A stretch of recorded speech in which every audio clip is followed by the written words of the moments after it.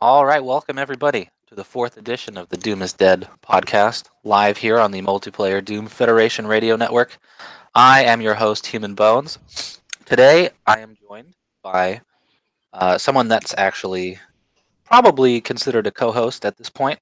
I've dragged him on here for the last three. His name is Dew, Hey guys. and a little special guest we have. Um, you may know him as the person that could throw a keyboard at you if he loses a game. His name is Dragon. Hello. Hello. Yes. Uh, so we have kind of a big show today. Um, we wanted to talk a little bit about the FFA tournament that we ran about a month ago, because we have another one coming up, and we thought that the first one was really successful. I did not plan on running a second one. We were kind of going to jump around and do a bunch of different ideas, but I got I got a lot of private messages and people highlighting me saying, when's the next FFA tournament? And I was like, well, it's kind of never because I wasn't planning on it, but we are planning on it. So yeah, we wanted to touch on that, which I thought was really it ran really smoothly in comparison to say like our first Prog Duel tournament where it was all over the place. To have something that big with 15 players involved, and I think it lasted like close to 3 hours. To have it run as smoothly as it did that was a huge weight off my shoulders. Um, so the FFA tournament it took place over the course of a couple different rounds, and so we had groups of 5 people playing on different maps. They played 2 maps twice, and then it switched to a different group of 5 players, and then so on and so on as we switched maps and switched groups and switched players, and it actually came down to what we decided was it was going so well that we did the top 5 or the top Right, 10 yeah. players. Originally, there Yeah, was we were like supposed to end it at that point because everyone was like, "Oh God, this is going to so good that we should probably stop." But then people were like, "So are we doing like the final round with all the best players?" So why not? We had that plan originally, but then we scrapped it because we didn't want to, uh, overextend our hand, right. quit while we're ahead, but well, why not? And it went swimmingly. Yeah, it did. And so we had we had 15 players, and the way that we scored the points were basically based off the position that you finished in each round. So, like first place, you were awarded 6 points, second place 4 points, and so on. And so, at the end of all of these rounds, we tallied up the points, and the person that won was actually, I believe it was Ty. There was a tie Oh, there was a tie, right, right, right. between Yeah. Well, Ty and Ty and Dragon. Dragon. Okay. Right. So they Yes. went to the finals from the joint first place, which was actually good to have because we would end up with 2 winners. So at least Right. we got a chance to have a decider.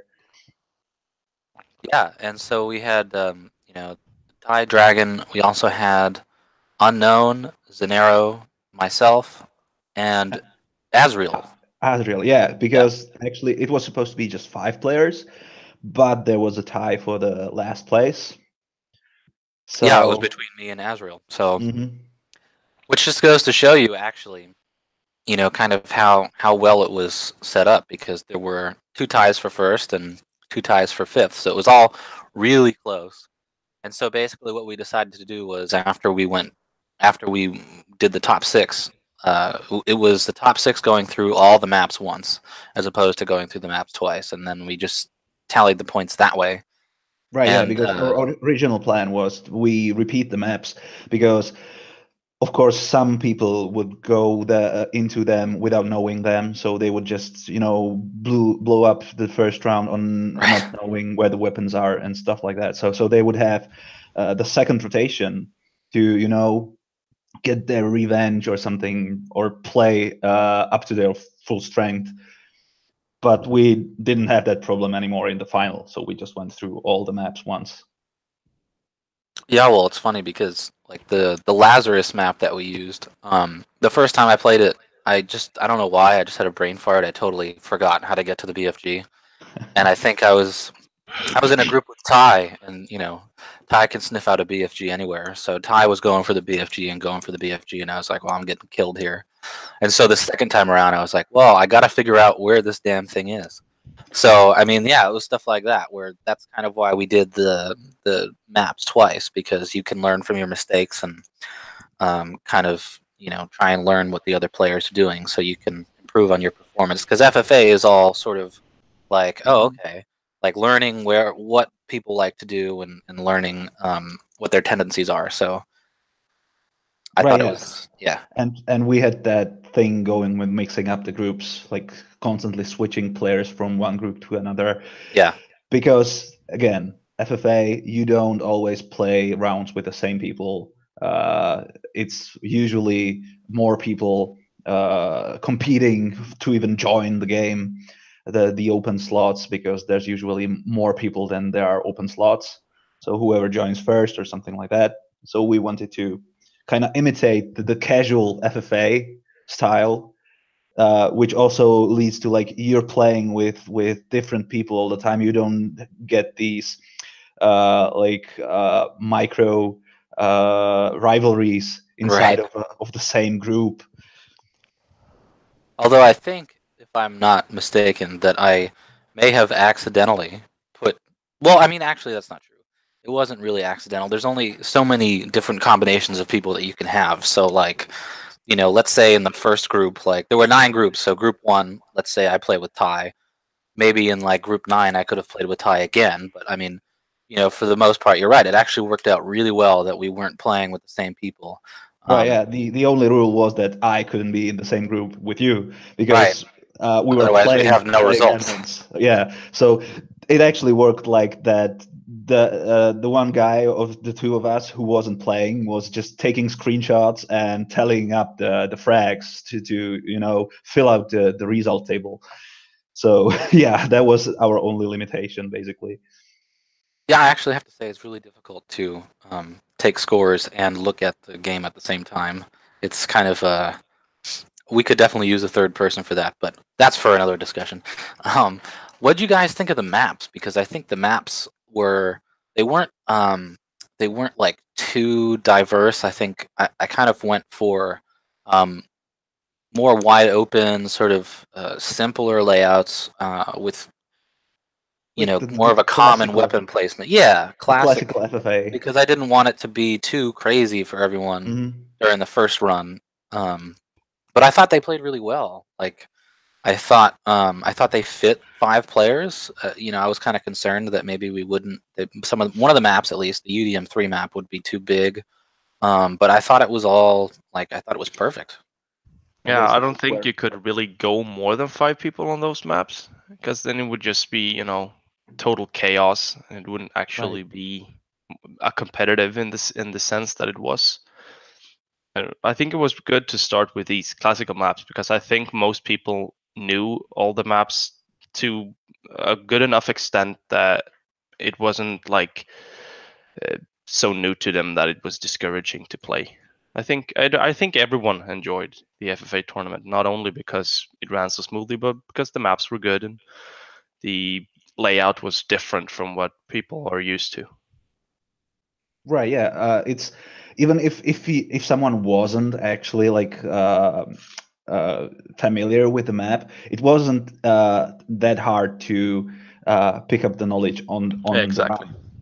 Hmm. So that definitely worked towards a smooth experience. And even like the weaker players who were in there, they could still get like goals like this time I won't end up last. This time I will beat at least 2 guys or something like that. So it's not as that's the appeal of FFA. It's not as depressing as losing each and every round of duels.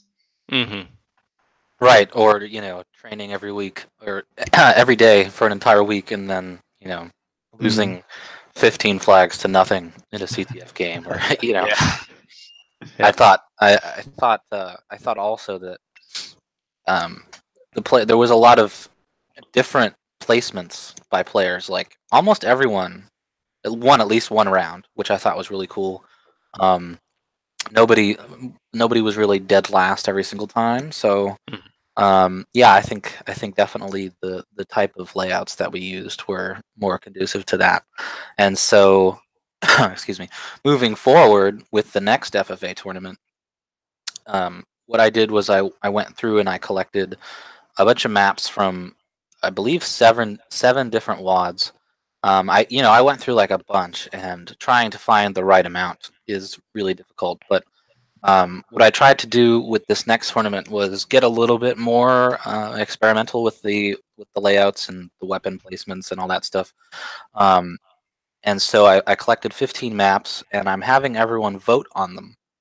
So I felt like, one of the core ideas behind this league was, okay, I want to involve the people as much as possible because, I feel like there's a lot of negativity when people are involved. So at the very least, what I can do is provide you with a wide variety of things that you can choose from. So I got 15 maps, and again from 7 different WODs, so that gives everyone kind of a good spectrum of things to choose from.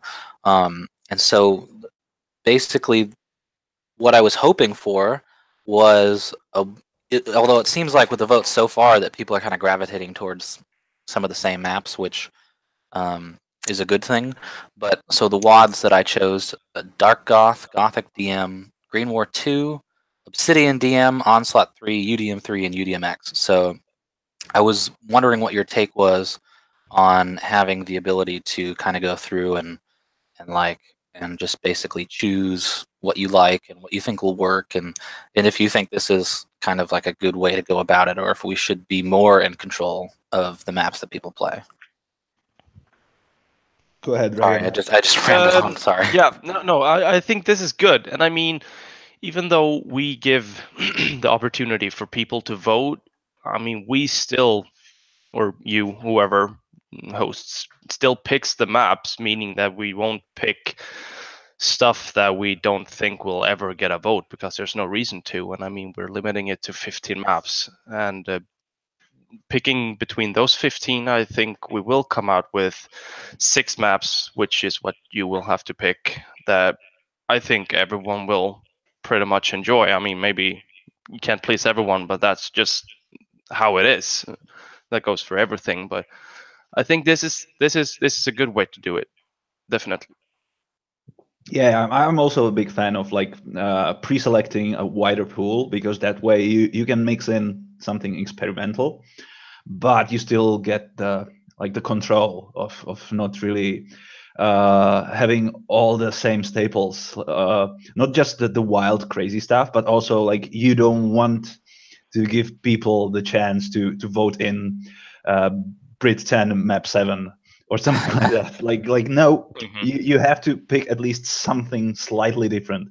Even when you look at the map set, it's still a lot of FFA staples. Onslaught, UDMX, UDM3, Gothic DM, those are all staples. Green War 2 didn't get a lot of play because it's a mixed bag, not really kind of like FFA friendly throughout the entire map set. Like the first 10 maps or so are actually more of a dual maps. So if you play them in FFA, it's a crap experience. And then the last few maps are huge. So if you just play with like 4 people, you will get lost. So Green War is kind of like spread too thin across the Green War 2, I mean, across too many genres. But this is a way to actually let people know that there are actually even good maps in that map set. And Dark Goth, of course, is a DK favorite. Yeah, I mean, in terms of Green War 2, like, you're right, it's definitely a mixed bag, and I would say that it's probably heavier on the on the bad side than it is on the good side. But if you go through, I mean, I think the maps that I chose are kind of in the style of classic Green War. They look a little fresher, I guess. And yeah, you're right. Dark Goth is one of those WODs that I think is kind of I mean, it's different because it has like jump pads and these little hallways that kind of like I don't know what it's called, but they kind of speed you up, shoot you through, and it's just different. And so if you mix those with some of the obvious choices, which are UDM3, UDMX, I mean, it's hard. It's really hard not to include those maps on there, but yeah, if you mix them with the classic WADs, I think it's going to make for a really interesting group of maps. And this time, we're going to do 6 maps because last time I don't know why this was like a point of contention for people, but I picked 5 maps, and so we did like 3 different rounds. And the first round was through 2 maps twice, second round through 2 maps twice, and the last round was 1 map twice. And I'm not sure if like the math was difficult for people to comprehend or what the deal was, but so this time it's 6 maps. It was a change of pattern, and it confused Guy. The inconsistency, I guess. I mean, I get it. Like I get it. Like I'm kind of OCD myself, but I don't know. It didn't really matter to me. But this time we're gonna do 6 maps, so I think that opens it up to even more craziness and even more of the ability to include the variety and so I think it's important to, like you said, control what we're gonna give people, but but also because I go through and I choose these maps and hopefully what my hope is that people vote and then people give me suggestions for maps, because I went through a bunch of WADs by myself and I just it's hard to do that. Like it's hard to just say, oh, I'm running through this map by myself, this map's good or this map's bad for FFA. So like if people have an experience playing a certain map set or certain maps in an FFA setting, then they should definitely feel like they can update us and give us suggestions and whatever it is to get them involved, because eventually I don't want it to be like, oh, this is my favorite WAD, I'm going to pick this map from here and I'm going to ignore these good maps. So I think this also removes like the exactly what you described, like some players just deciding that they are strong on certain maps and just picking them basically as home fields, right? So, and exactly because FFA was always more about playing on random crap, just cycling through stuff.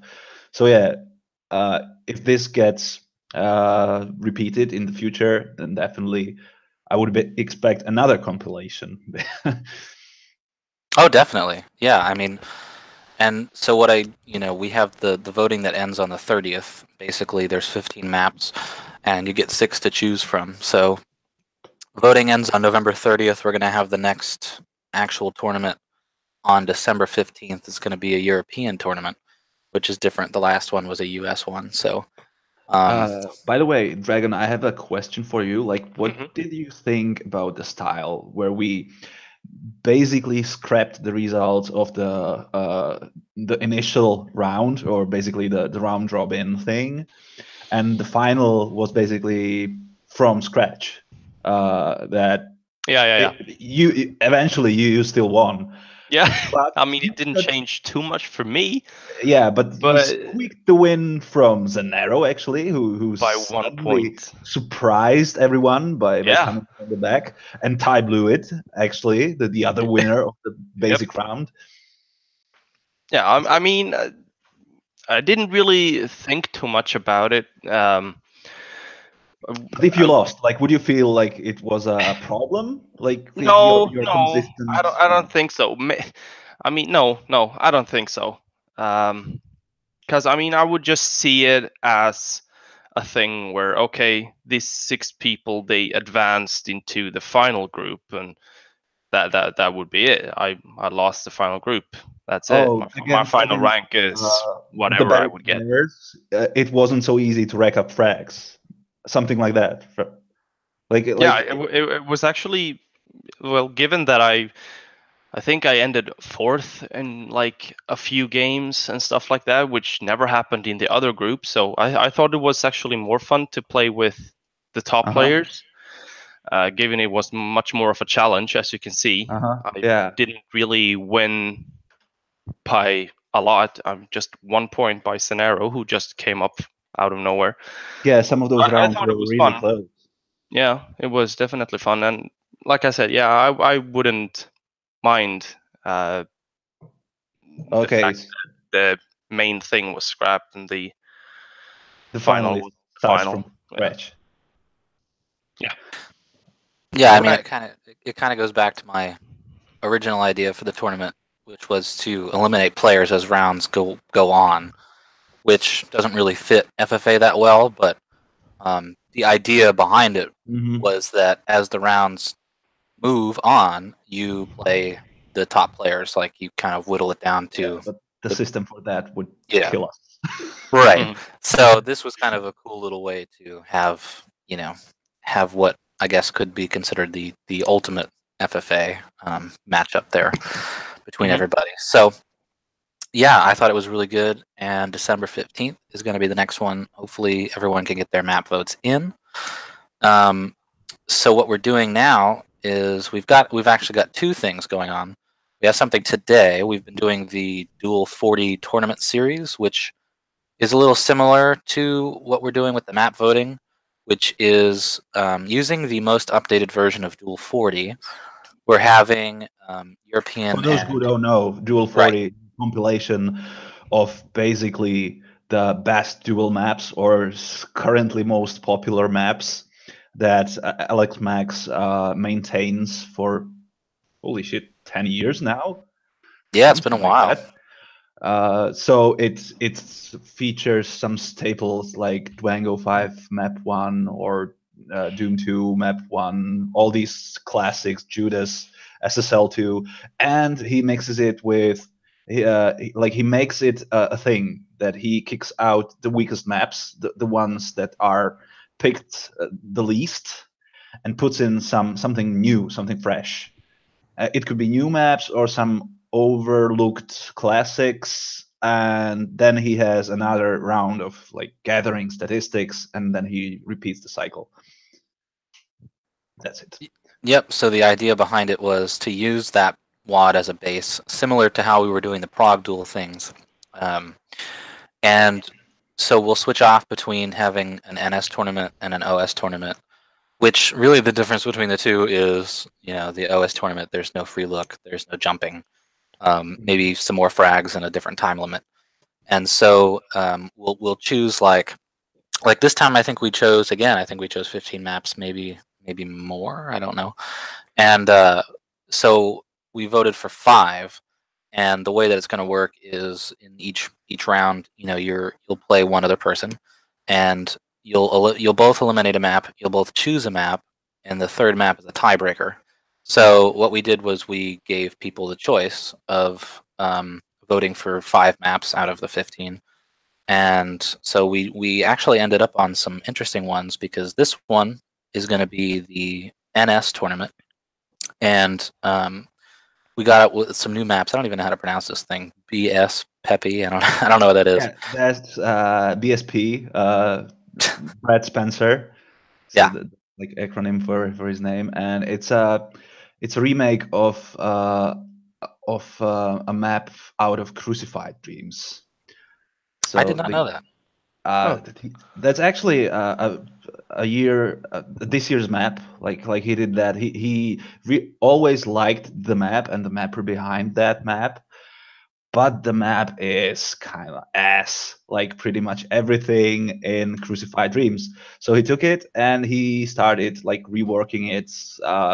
It's one of those with the heavy gothic look, line depths everywhere, like waterfall effects, shit like that. So he scrapped all that, and he made it look like basic old ass Doom. And he made the layout kind of like loop around better. Yeah. So he basically gave it a new life. So that's why it's included, because there was some pretty good feedback on the map. Yeah, and I'm surprised actually. Like, I didn't get a chance to play it before I voted for it. I just thought it was a really cool layout that could play well. I know a lot of people have played it, but I played it for the first time yesterday, and I'm just surprised at how well it plays for like what we would consider an NS style. I mean, I don't know. I wasn't even using mouse look, and it just played really well. It's a different map. You know, you haven't seen anything like that before. With the kind of, like you said, the turns and it's got like a curvy kind of layout. It's really interesting. And the gameplay is the gameplay that I kind of like, which is from like top to bottom. You know, where you're always kind of playing this like ledge game with somebody. That's my personal favorite. So I thought it was surprising because, I mean, dual maps that are good, that are new, are, you know, a dime, a couple million dozen nowadays. So I thought it was a good choice. I'm glad people voted it. The other maps, we got Pyrrhic, right? I think I'm pronouncing that correctly. Pyrrhic 10. Which Pyrrhic, actually. Pyrrhic, okay. That's a typo because it's like Pyrrhic victory. Ah. So it should be how do you say that in English? Pyrrhic. Yeah. Just forget the f and just go Pyrrhic. Yeah. So Pyrrhic 10, which another new WoD, newish, you know. A good series of dual maps by the same person that created Onslaught. And so then we've got classic NS map, Lazarus 4. I'm not surprised that one won. Skirmish. It's a BFG heavy map. Yeah, if you can get there. Skirmish 18, which I don't know where this came from. I don't know how old it is. Is it an old map? It's from a survival WoD, co-op WoD, whatever. Hell Revealed 2, map 01. I finally figured it out. I knew when you run up the stairs and you go to the top, I was like, I know this map. I definitely know this map, but cannot pinpoint where. But I figured it was from Hell Revealed map 02. Oh, map 01. Hell Revealed 2, map 01. So Argent just made it a dual map-ish. And I think it's really good. It's probably one of the maps that I like the most that I've seen in a very, very long time. Yeah, I thought so too. I mean, I played it for the first time yesterday. It was really interesting. Another one that's like these things that are popping up out of nowhere. I mean, that's kind of what I like about Duel 40 is that you can have these maps that, again, have been overlooked or, you know, come from something completely different, and it's like, oh wow, this is probably one of the best duels I've had in years. So, and then for some reason, people voted. I think I voted for this map too, but I probably should not have. Xenos map 4. Yep. I just, you know, I played it and it was like, okay, how many times here did I spawn without a weapon? Yeah, because that's an oldie. That's from like 97 or something. From Xenos, who's a DM legend from the old times. Yeah, I think he's probably not paying attention to Doom anymore. But yeah, I mean, I think because it's an old map, it could have some interesting gameplay given that we're doing an NS tournament on it. So I think it actually plays better in NS than it does in OS. I've played it a lot, not in NS but OS, because I think the map's okay. It's not a map that I really love, nor is it a map that I don't like.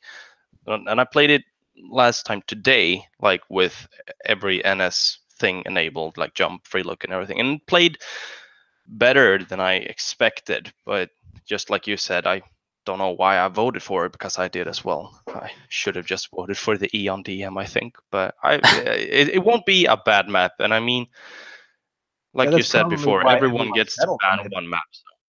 It's like probably why everyone settled on it. Like that's the neutral choice.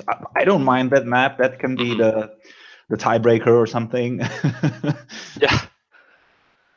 Yeah. I mean, I don't think it's going to be anyone's first choice. I could be wrong, but it's definitely like, you know, you kind of have to weigh it against like, let's say you. It's also possible that it won't be anyone's choice, but won't be anyone's like the elimination pick. Because well, you have to weigh it against, like, if you're going to eliminate like a good map and then someone else eliminates a good map, well, then that becomes your, either you can choose it and Mhm. like fuck both of you, or you can leave it as the tiebreaker. So there's kind of a little like mind game going on there. Mhm. Yep. So the first tournament is today. It's the European one, 10 p.m. Central Europe time. So yeah, again, it's best of 3, 30 frag limit, 10 time limit, free look jump, that thing. So it'll be 5 maps. We have 11 people signed up right now. If we could get one more, or keep it at an even number, that would be cool. So these things will be every other weekend, kind of just 1-day dual pickup tournaments. And so we'll run 2 tournaments on a map pool of 5, and then we'll do the voting again, and we'll switch to OS and do some different maps. So that should be kind of exciting. And I guess the only thing we have left to announce or talk about is kind of the big thing that we have no idea how this is going to go. This has not, I don't believe anything like this has ever been attempted. I certainly haven't. I think it took us like a month and a half to kind of come up with an interesting idea. And even then, we don't know if it's going to work. But anyway, it is a 3-way CTF tournament. And the way that it's going to work, it kind of takes some elements from like the CTF leagues of the past, and also it's got like some futuristic type shit happening. Basically, because it's a 3-way CTF tournament, you're gonna have 3 teams, and in the past, it's been really difficult to get anything more than 6 people in a server at the same time. So the teams are going to be 2 players each. So it's the goal is what we're shooting for here is 9 teams of 2 players, and it's going to be spread out across 3 groups. So like group 1 will have 3 teams, group 2 will have 3 teams, group 3 3 teams, and within each group, you're going to compete for one of 2 possible playoff spots. So you're going to have kind of like a regular season and a playoff matchup. So 3 of your 4 regular season matchups, you're going to get involved with at least one other team from your group. I know that's hard to understand without looking at it, but if your team, let's say you're in group 2 and you're team E, so the other 2 teams in your group are team D and team F. So you're going to have 4 regular season games. 3 of those matchups you'll play at least one of those other 2 groups will be in your matchup. So it could be team D versus team E versus team G, which G is in another group. And then, team D, team F, and team A from another group, and so on and so on. So 3 of your matchups. So that way, there's a little bit of an emphasis on winning that playoff spot within each group, if that makes sense. So the matches, they're going to consist of 3 games. So it's going to work similarly to the duels, which is you got a map pool of 6. Each team, how did I explain this now? So all 3 games are going to be played regardless of the outcome of the first 2. Each team's going to choose a map. So you'll eliminate a map, and then you'll each choose a map. So that kind of doesn't make sense. You'll each eliminate a map basically, and then the last 3 you'll play. So winners of each match are determined by most flags scored, but most victories does not determine who goes to the playoffs. This is kind of the twist in the usual type thing. This comes from the past tournaments that were called Vendetta. It was I think first it was organized by Thaddeus. Yeah. From Clan UBR, and yeah, that's basically the twist that you can win the most maps, but if you don't win them with full score, you can still lose. So you have to. It's basically done so that you can't rely on turtling. Like if you're 1-0 ahead, that's not good at all. It's better to win 5-4 because you basically don't care about other people's flags than it is to win like 4-0. Right. Yeah, the goal is to score as many flags as possible, and like in a 3-team or a 3-way CTF game, you can't really turtle up, because then it's like the other 2 teams will go, oh, those people are just sitting over there, let's ignore them, or whatever. So there's a whole different set of strategies that are involved when you have 3 teams running around. And so basically, at the end of what we're calling the regular season, the 2 teams that are in each group that have the most flags are the ones that are going to advance to the playoffs. And that just, again, that kind of puts the emphasis on capture the flag, because in most CTF tournaments it's all about winning the matches, and I always thought that was more fun, especially in Vendetta, to have it be like, it's definitely, it creates some really dynamic offensive matches and offensive things that are going on. So I thought it was more exciting to have it be the winners be determined by the flag scored. So I think this is going to play really well in this sort of environment here, because, like you said, turtling up is a thing that you can do in traditional CTF, but not really in 3-way CTF. Yeah, because this is supposed to be a one-day tournament. So forget. Well, this one isn't actually. Oh, right. Oh, sorry. But still, it's like it's supposed to be a short event that doesn't drag on for weeks. So forget too much strategy. Forget I don't know, shutting down one opponent, or it's all about playing out your heart, because you need to rack up the flags. If even one dropped flag means you could basically not advance. Exactly. And because there's going to be 3 teams involved in each match, it's hard to get people in a server. But so you'll probably, we haven't quite decided on like how much time. It's not going to be a rigid kind of schedule where it's like, okay, every week you have to play, by Sunday you have to have a game played no matter what. I mean, you could knock out all of your games in one day if you wanted to, but you'll have like let's say like 3 weeks or 4 weeks or something.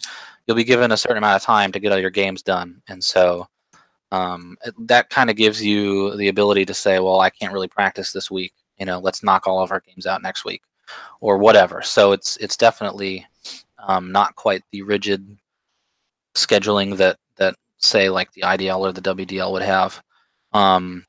So it's really, I mean, it's really experimental. We don't know how it's going to play. I don't know if people are interested in this. I guess we'll see if we, when we open up signups. But we toyed with the idea of having like a draft, but I just don't see how that would work with like only 2 people on your team. So for now, it's going to be team signups. Again, you only need 2 people on your team, so it's going to work similarly to like the TDM tournaments. That right. Yeah. Are we going to say something? I don't know. I'm really just looking forward to this, because this was like 3-way CTF is something that was always talked about. Like do we have a chance of actually making this happen? And usually the answer was like, no fucking way, because in a serious environment, you would have someone playing the mind games, like stalling the game. We need more time to train. But that's actually not what the game style is about. It's supposed to be completely chaotic. Right. like you can't really, if the other teams kind of gang up on you, you can strategize all you want. You're fucked. Right. So it's supposed to be all chaotic and not entirely serious. And in the past, the only way you could ever play 3-way CTF tournaments was probably in something like FNF or ZDS. Yeah, because the people running those tend to be crazy. Yeah, right. I mean, again, the only time I have actually ever played 3-way CTF or 4-way CTF is on an FNF. Friday Night Fragfest, for those who don't know what that is. And like it can't really be described as traditional CDF because it's so far away from that as one would think, but it's really, really fun. That's the thing. It's just like you say, it's really chaotic, but it's so much fun. And just like you said, no matter how much you like come up with a plan, you're like not expecting what will happen, and then something happens, and you're like, okay, just screw this, just kill, frag, score, do whatever you want, just because you will just run around. Yeah, I would also want to share my personal experience from three-way CTF. I played something like a tourney once. That was on a Czech LAN, and I played the entire thing completely stoned. And it was one of the best Doom experiences I've ever had. I just kept laughing all the time. The maps were completely shitty. It wasn't just gimmicks.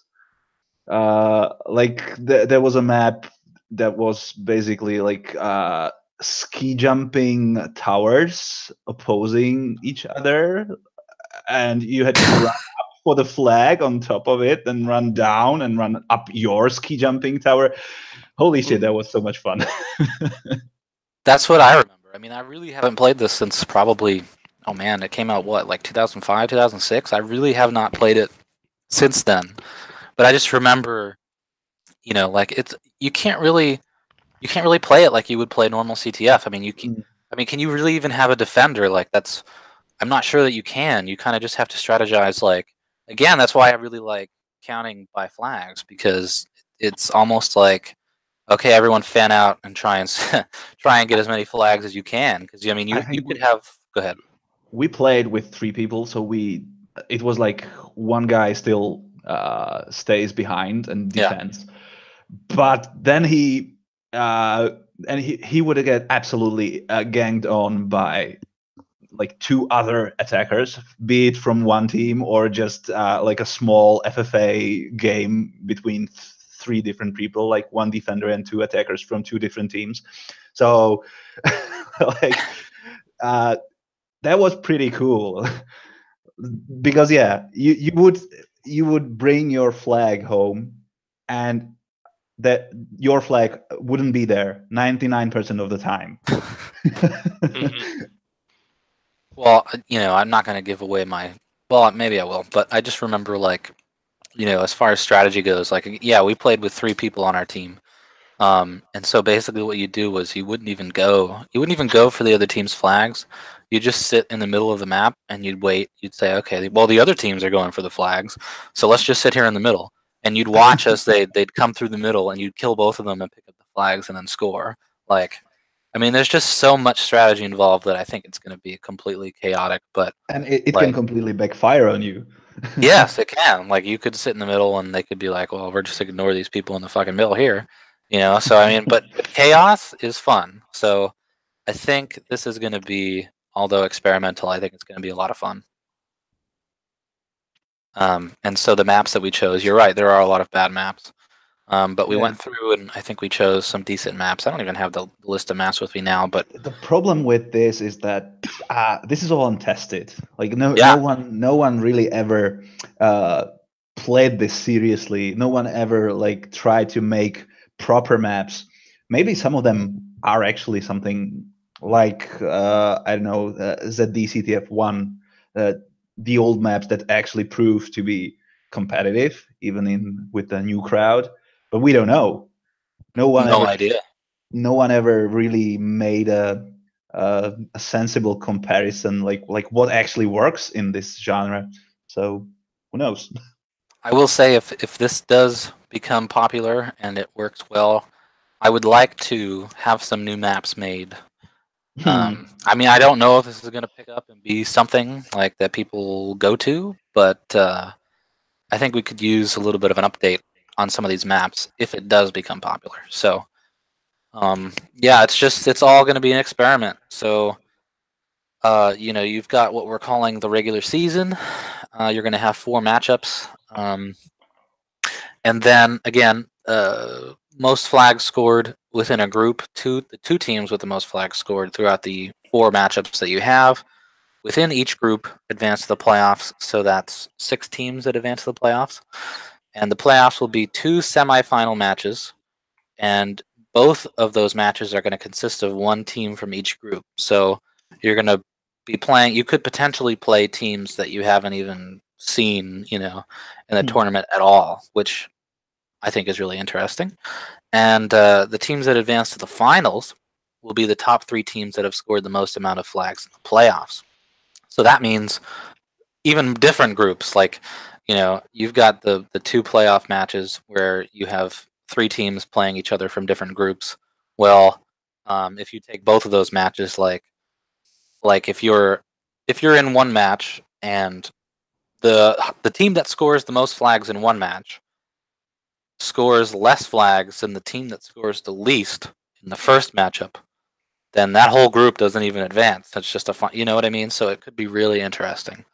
And of course, the team that scores the most flags at the end of the finals match is declared the winner of the tournament. So, yeah, I mean, that's a lot to take in. Like, I'm not even sure. I think it took a couple days maybe for me to explain it to to the point where he understood what was happening. So don't expect anyone to really get it until they read it on paper a couple times. But yeah, it's going to be a huge experiment. And we'll draw pictures. We'll draw pictures. Yeah. It'll be like that time that I did a 3-way trade in the IDL, and some people agreed with me that it was a 3-way trade, and other people drew me a picture and they said, no, this is 2 separate trades.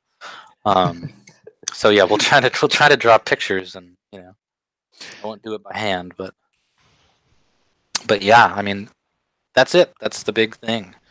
Of course, the FFA tournament coming up on the 15th, the 3-way CTF tournament, which, I mean, I was going to announce it on Monday, but I'll probably post the information now. Maybe people start to get people talking about it.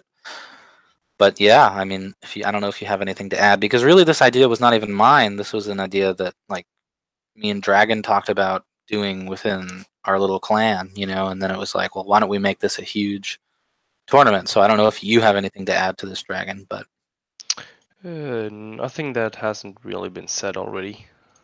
Cool. Well, I think we covered everything. Unless anyone else, unless you have anything left? No. Okay. Well, this has been another knee-slapping edition of the Doom is Dead podcast. So again, we got 3 things. Just going to recap everybody. We got the FFA tournament happening December 15th. So make sure you check out the maps for that. Get your map voting in. The voting closes on the 30th. Today, we have the Duel 40 tournament. It's a European tournament. It's happening 10 p.m. Central Europe time. We need 1 more sign-up to get 12. So if anyone's listening, they haven't signed up, do that now. And of course, the 3-way CTF tournament, which I will post soon. So thank you to everyone for listening. Thank you, Do and Dragon. And we will see you guys next time. See you guys. Bye-bye.